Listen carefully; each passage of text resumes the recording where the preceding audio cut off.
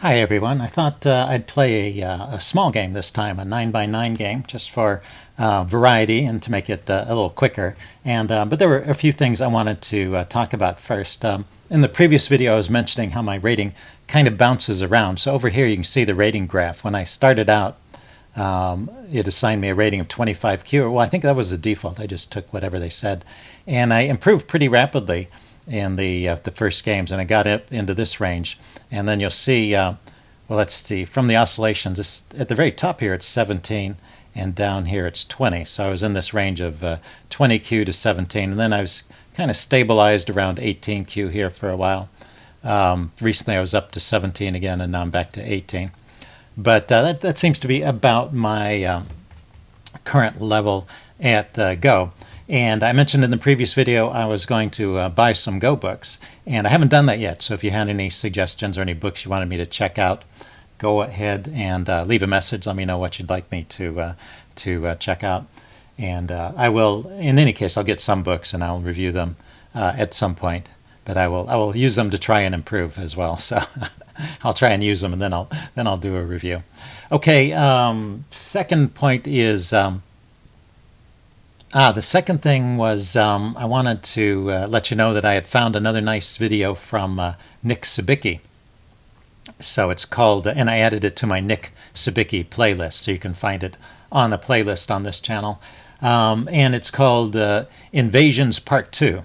And I thought it was pretty good. It's what he does in this video is he takes two games between professional players, and he goes through the opening and the early middle game up to the first or second invasion in each of those two games. So he talks pretty nicely, I thought, about the opening phases and kind of the principles that he follows in the opening, and then he talks about the first invasion, or in one case the second invasion as well.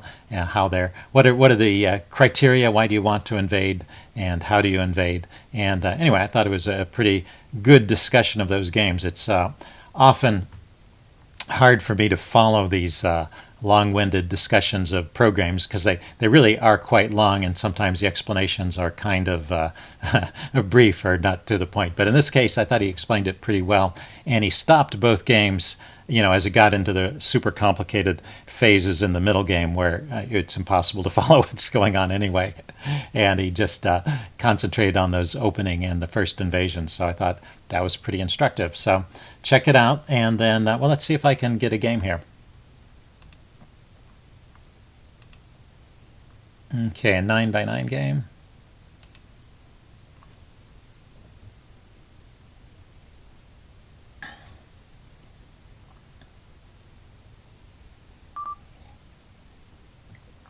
Here we go with the game. Let's see, I get to go first.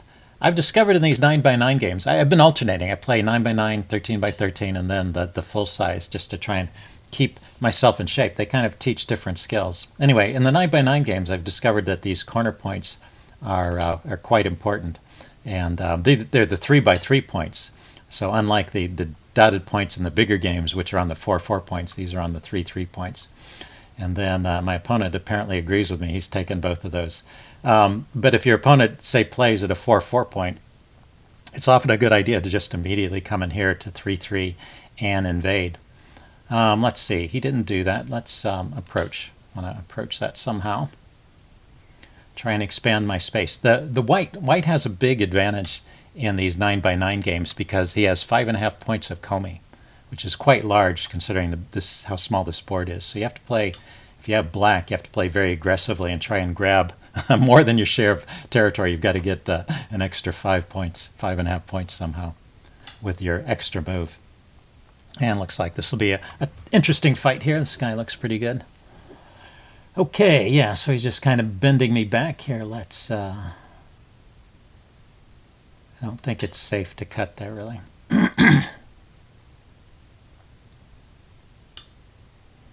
And so that's interesting. If he lets me build a wall across here, but he'll probably bend again right here.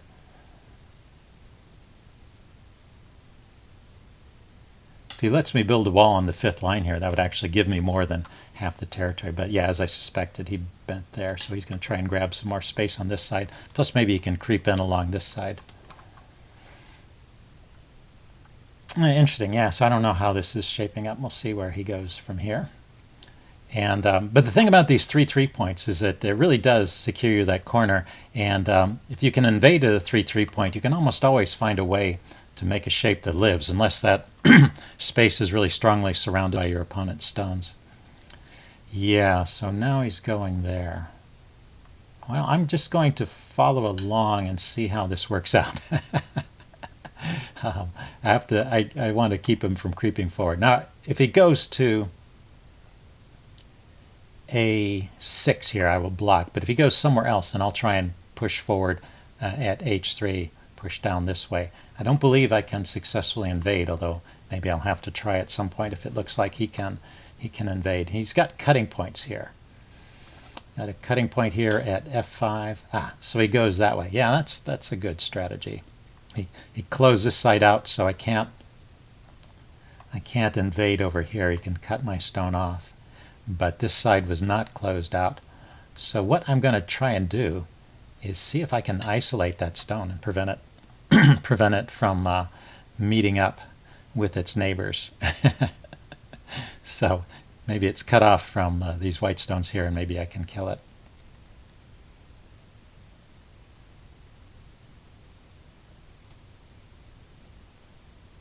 And maybe, though, that this stone is also kind of looking at this weakness over here. Maybe he can play at F5 there.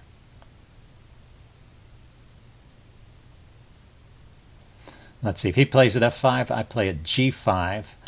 No, so he goes there. Okay, so I need to connect, because so I repair that connection, and I still have to try and kill these stones. Let's see, if he plays at J4, maybe I can play at H4 and keep it cut off that way. And also maybe gain some space over here. This is shaping up to be an interesting game. So he goes that way. Okay, so I have to play here. If he gets the stone at J4 now, this actually connects these two stones to these stones over here. Kind of indirectly, but I can never cut them apart because he can capture any stone that tries to cut at J5 or at J3. So now he goes there. So I'm just going to try and keep surrounding those stones. And he's going to try and live inside here. Let's see if he can do it. I'm not sure. Yeah. Okay, so this is where I have to be careful. If I go here, which strengthens this stone, prevents him from cutting here. He can cut here and attack Atari that stone. If I go here, that will make that cut less likely. It probably prevents it. And then he can go here. Does he have enough space to live? I go here, he goes here. And then I try and block here. He can block there. He's got these three stones with a potential eye there and a potential eye there. But yeah, he can place a stone at J6. So maybe if I come back and place a stone at J6 at the critical moment, I can prevent him from forming a shape with eyes in it.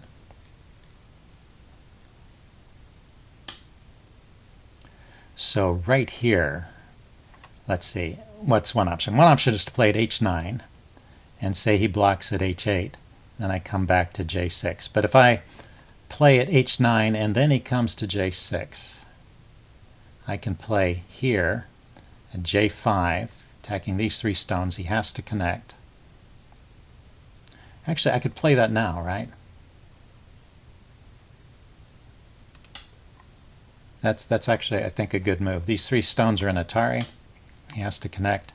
And now he doesn't have enough space here to live. So his invasion failed.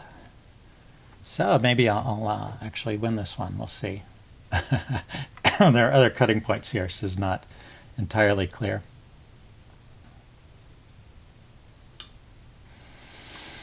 Okay, so I have to be careful about this one. Let's see, what's the idea? If I come on this side trying to make a ladder, he goes here, threatening this stone. So I should probably come on this side. He extends. I go here. He extends. I block here.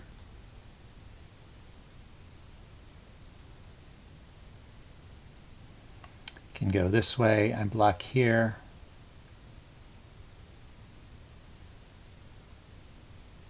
If he goes here, I capture. Okay, I think I'll block like this. Yeah, this guy is good. So let's see, and I was going to block here.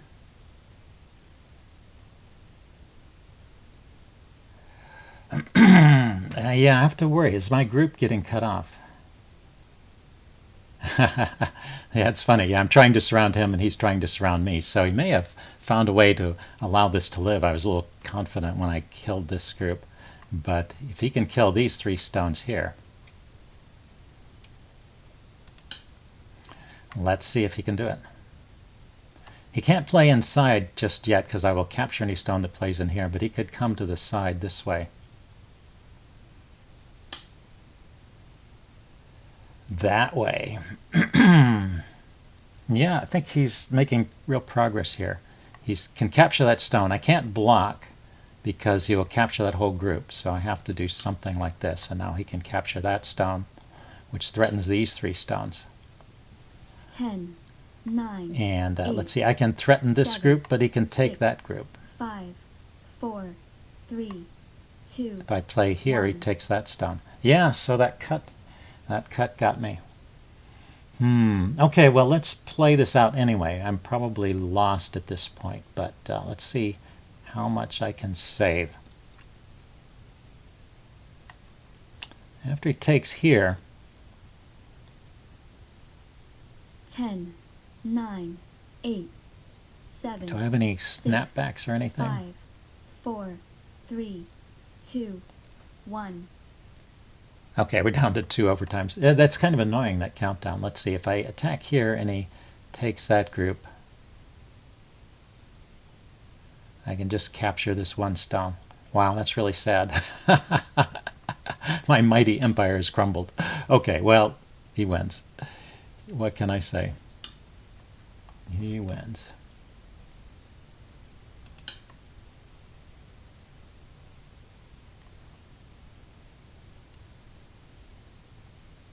So, a good example of an invasion there, I guess. Let's see if I can not lose the rest of my stones. That's my goal now, is to survive to the end of the game. And I can kind of creep in here and there a little bit.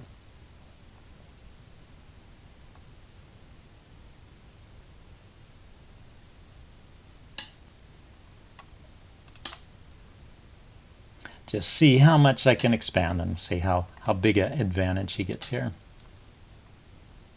That point at J1 is Dame, so it doesn't matter if I place a stone there or not. It doesn't actually gain me anything. And okay, so there's no good way to play unless let's see. There's a cut here. Yeah, one reason to fill in that is if it takes away a liberty, and then this cut becomes effective. But this cut does not look effective. It threatens these 2 stones, but they 10, can connect here. 9, 8. So I'm going to 7. pass.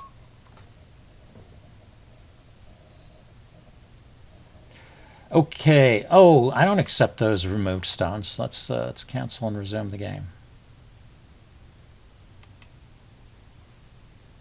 1. Those are my stones. Okay, your opponent passed, so I guess I have to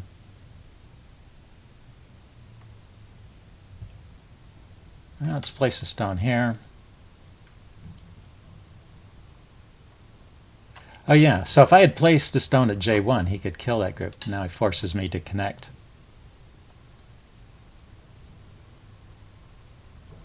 Just want to get an accurate count of how much white won by. Oh, he's going to keep playing. I just wanted to get a count. I wasn't trying to be obnoxious.